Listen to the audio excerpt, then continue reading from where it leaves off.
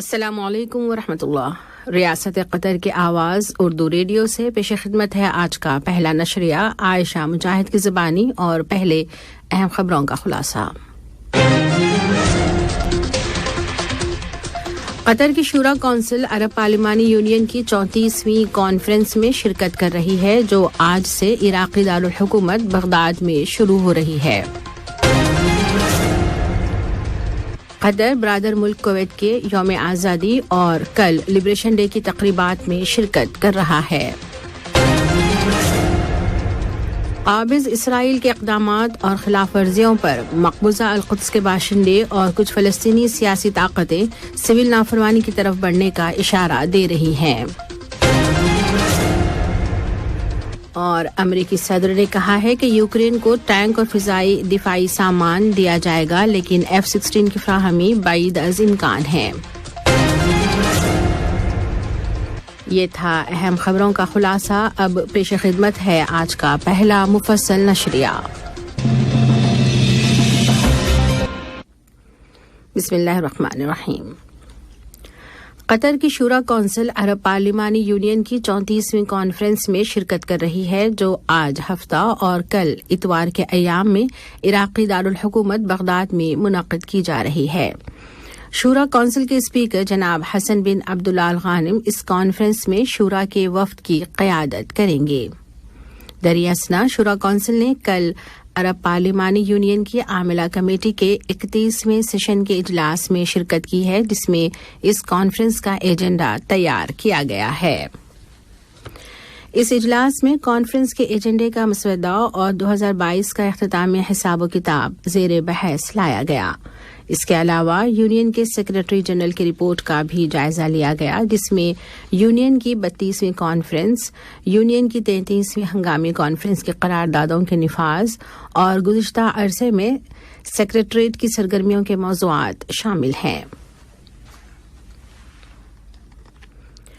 وزیر محنت ڈاکٹر علی بن سمیخ المری نے فلسطینی عوام کی مدد و حمایت پر مشتمل قطر کے مستقل موقف پر زور دیا ہے تاکہ وہ اپنے قانونی حقوق واپس حاصل کر سکیں۔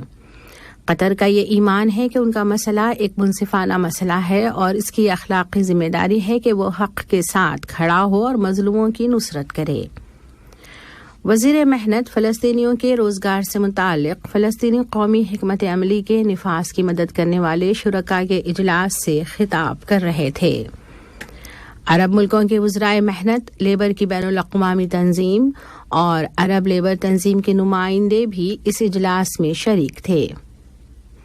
وزیر محنت نے قطر کی جانب سے دوبارہ اس امر کی مذمت کی ہے کہ قابض اسرائیلی فورسز نے مغربی کنارے کے شہر نابلس پر چڑھائی کی ہے۔ انہوں نے زور دے کر کہا ہے کہ قابض برادر فلسطینی عوام کے خلاف ہولناک جرائم کا ارتکاب کرتے ہوئے بین الاقوامی آئینی قراردادوں کی خلاف ورزی میں تمام حدود پار کر گیا ہے۔ وزیر محنت ڈاکٹر علی بن سمیخ المری نے اردن کے دارالحکومت عمان میں فلسطینیوں کے روزگار سے متعلق فلسطینی قومی حکمت عملی کے نفاذ کی مدد کرنے والے شرکاء کے اجلاس کی سائیڈ لائن میں پرزور انداز میں کہا ہے کہ مشترکہ عربی عمل کا فروغ بہت ضروری ہے تاکہ مقبوضہ سرزمین میں فلسطینی لیبر کی مدد کی جا سکے اور ان کی معاشی حالت اور زندگیوں کو بہتر بنایا جا سکے۔ وزیر ماحولیات و موسمیاتی تبدیلی شیخ ڈاکٹر فالح بن ناصر بن احمد بن علی آل ثانی نے مقامی ماحولیات کی حفاظت کے کلچر کو عام کرنے پر زور دیا ہے کہ یہاں کے علاقے میں جانداروں اور نباتات میں ایک تنوع پایا جاتا ہے اور قطر کا مقامی ماحول اس حوالے سے بہت مالا مال ہے۔ وزیر ماحولیات و موسمیاتی تبدیلی فنون لطیفہ اور ماحولیات کی بروق نامی نمائش کا افتتاح کر رہے تھے، جس کا اہتمام الحوش گیلری نے کیا ہے، اور صحرائے زکریت میں منعقد کی جانے والی یہ نمائش 26 فروری تک جاری رہے گی۔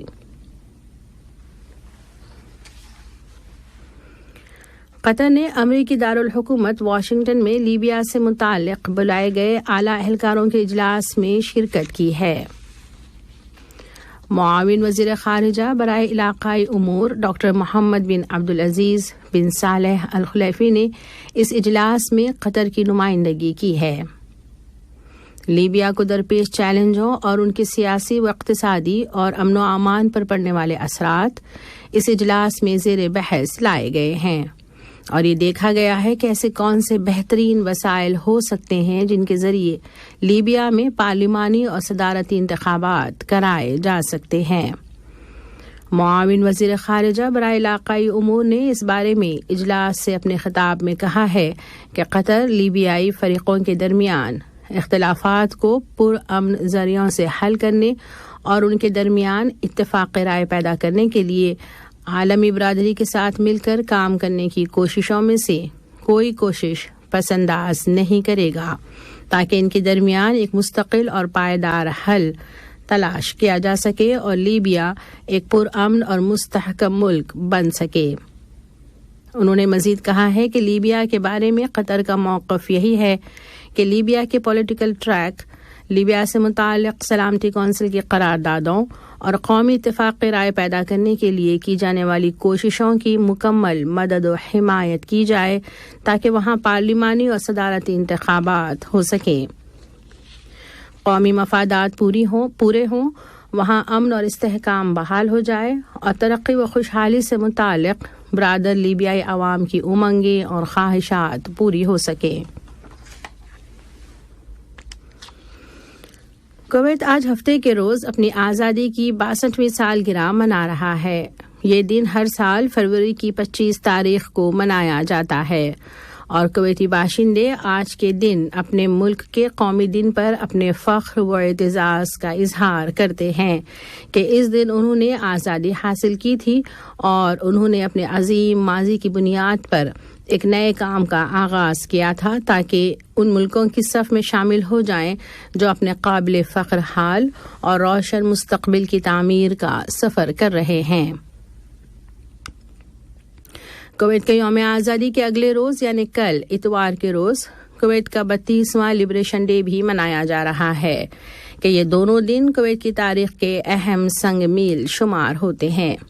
ان مراحل میں کویت کو بڑے چیلنجوں کا سامنا کرنا پڑا تھا، لیکن کویت اپنی قیادت کی دانشمندی کے نتیجے میں ان مشکل حالات سے نکل آیا جن میں عوام اس کے ساتھ کندھے سے کندھا ملا کر کھڑے ہو گئے تھے، اور برادر اور دوست ملکوں نے کویت کا بھرپور ساتھ دیا تھا۔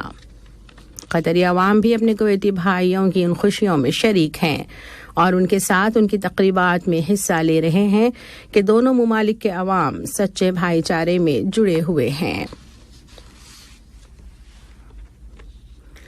مقبوضہ مغربی کنارے اور غزہ کی پٹی کے متعدد علاقوں میں قابض اسرائیلی فورسز کے ساتھ جھڑپوں میں متعدد فلسطینی بارودی گولیاں لگنے سے زخمی ہو گئے ہیں۔ دریا اثنا مقبوضہ القدس کے باشندوں اور کچھ فلسطینی سیاسی طاقتوں نے وہاں سول نافرمانی کی طرف جانے کا اشارہ دیا ہے۔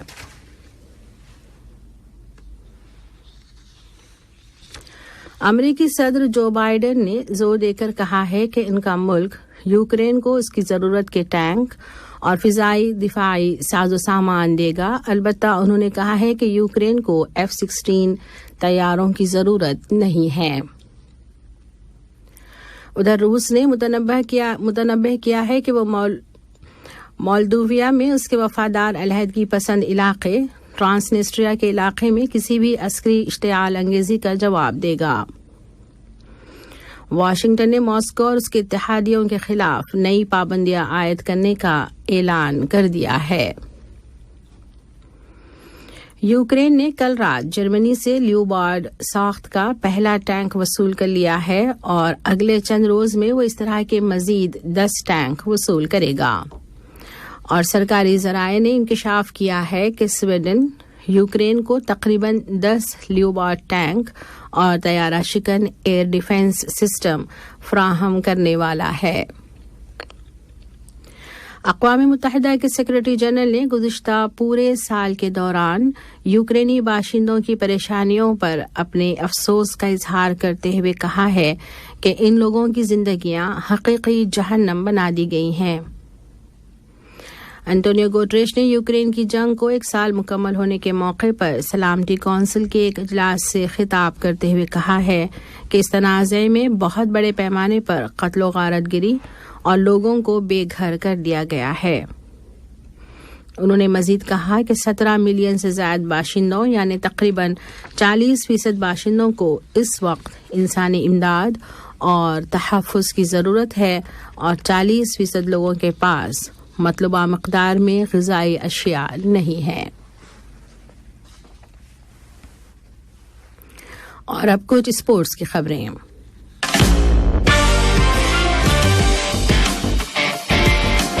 قطر اولمپک کمیٹی کے سیکرٹری جنرل جناب جاسم بن راشد البوعینی نے فیفا قطر ورلڈ کپ 2022 کے انتظامات کی کامیابی کے بعد اب مزید چیمپئن شپس اور اسپورٹس ایونٹس کی میزبانی کے قطری منصوبے کا انکشاف کر دیا ہے۔ جناب البوعینی نے کہا ہے کہ ورلڈ کپ کے بعد قطر میں اسپورٹس ایونٹس کی میزبانی کا سلسلہ جاری ہے۔ انہوں نے کہا ہے کہ قطری اسپورٹس ایک طویل المیعاد تصور کے مطابق آگے بڑھ رہی ہے اور اس کے ٹارگٹس وقتی نوعیت کے نہیں ہیں۔ قطر اولمپک کمیٹی کے سیکرٹری جنرل نے کہا ہے کہ مقامی، علاقائی اور بین الاقوامی اسپورٹس ایونٹس کا مکمل ٹائم ٹیبل موجود ہے، جس کے مطابق 2030 میں یہاں ایشین گیمز کرائی جائیں گی۔ اس سال جون کے مہینے میں یہاں جوڈو ورلڈ کپ ٹورنامنٹ کرائے جائیں گے اور 2024 کے ابتدائی دور میں قطر واٹر گیمز کے ورلڈ کپ کی میزبانی کرے گا۔ اس سال 2023 کے اختتامی دنوں میں قطر AFC فٹ بال کے ایشین کپ کے فائنلز کی میزبانی کرے گا، تو اگلے 12 سے 14 مہینوں میں ہی یہاں 4 چیمپئن شپس منعقد ہو رہی ہیں، جن میں سے 3 ورلڈ چیمپئن شپس ہیں۔ اسی طرح ایشین گیمز بھی بڑی گیمز ہیں جو قطر میں اسپورٹس کی سرگرمیوں کو مزید فروغ دینے کا ذریعہ بنیں گی۔ QNB فٹ بال اسٹارز کے لیگ میچز میں 8ویں راؤنڈ کے ملتوی شدہ 3 میچ آج ہفتے کی شام کرائے جا رہے ہیں۔ یہ مقابلے عبداللہ بن خلیفہ گراؤنڈ اور جاسم بن حمد گراؤنڈ میں ہوں گے اور پہلا میچ سلال اور مرخیا کی ٹیموں کے درمیان کھیلا جائے گا۔ ایشیا کپ فٹ بال انڈر 20 یوتھ کے فائنل مقابلوں میں قطری ٹیم کا مقابلہ آئندہ بدھ کے روز ازبکستان کے شہر فرغانہ کے استقلال اسٹیڈیم میں ایران کی ٹیم کے ساتھ ہوگا۔ ایشیا کپ کے گروپ بی میں شامل دوسرے 2 ممالک آسٹریلیا اور ویتنام ہیں۔ براعظمی چیمپئن شپ انڈونیشیا میں ہونے والے فیفا انڈر 23 ورلڈ کپ کے لیے کوالیفائی کرے گی، جو مئی اور جون میں منعقد ہوگا۔ توقع یہ ہے کہ اس ٹورنامنٹ میں زبردست مقابلہ دیکھنے کو ملے گا کہ براعظمی چیمپئن شپ کے لیے کوالیفائی کرنا بہت قیمتی مقام ہے، جبکہ اس کامیابی سے تو یوتھ ورلڈ کپ میں کھیلنے کا موقع بھی ریزرو ہو جائے گا۔ قطری یوتھ ٹیم گزشتہ سال ستمبر میں ہونے والے مقابلوں میں پورے 12 پوائنٹس کے ساتھ اپنے گروپ میں سر فہرست ہے۔ اس نے مسلسل 4 میچ جیت کر یہ 12 پوائنٹس حاصل کیے ہیں۔ PSL 8 اسلام آباد یونائیٹڈ نے کوئٹہ گلیڈیٹرز کو 63 رن سے ہرا دیا ہے۔ PSL 8 کے 13ویں میچ میں اسلام آباد یونائیٹڈ نے کوئٹہ گلیڈیٹرز کو 63 رن سے شکست دے کر ایونٹ میں تیسری فتح اپنے نام کر لی ہے۔ اسلام آباد یونائیٹڈ نے مقررہ 20 اوورز میں 6 وکٹ پر 220 رنز بنائے اور کوئٹہ گلیڈیٹرز کے لیے 221 رنز کا ہدف سیٹ کیا۔ ہدف کے تعاقب میں کوئٹہ گلیڈیٹرز کی پوری ٹیم 19.1 اوورز میں 157 رنز ہی بنا سکی۔ اسٹیو اسمتھ بھارت کے خلاف تیسرے ٹیسٹ میچ کے لیے آسٹریلیا کے کپتان مقرر کیے گئے ہیں۔ وہ فاسٹ بالر پیٹ کمنس کی عدم دستیابی کے باعث بھارت کے خلاف تیسرے ٹیسٹ میچ میں آسٹریلوی ٹیم کے کپتان بنائے گئے ہیں۔ کرکٹ آسٹریلیا کے مطابق پیٹ کمنس تیسرے ٹیسٹ سے قبل بھارت واپس نہیں پہنچیں گے۔ آج کا نشریہ ختم ہونے سے قبل اہم خبروں کا خلاصہ ایک مرتبہ پھر پیش خدمت ہے۔ قطر کی شورا کونسل عرب پارلیمانی یونین کی 34ویں کانفرنس میں شرکت کر رہی ہے جو آج سے عراق دارالحکومت بغداد میں شروع ہو رہی ہے۔ قطر برادر ملک کویت کے یوم آزادی اور کل لبریشن ڈے کی تقریبات میں شرکت کر رہا ہے۔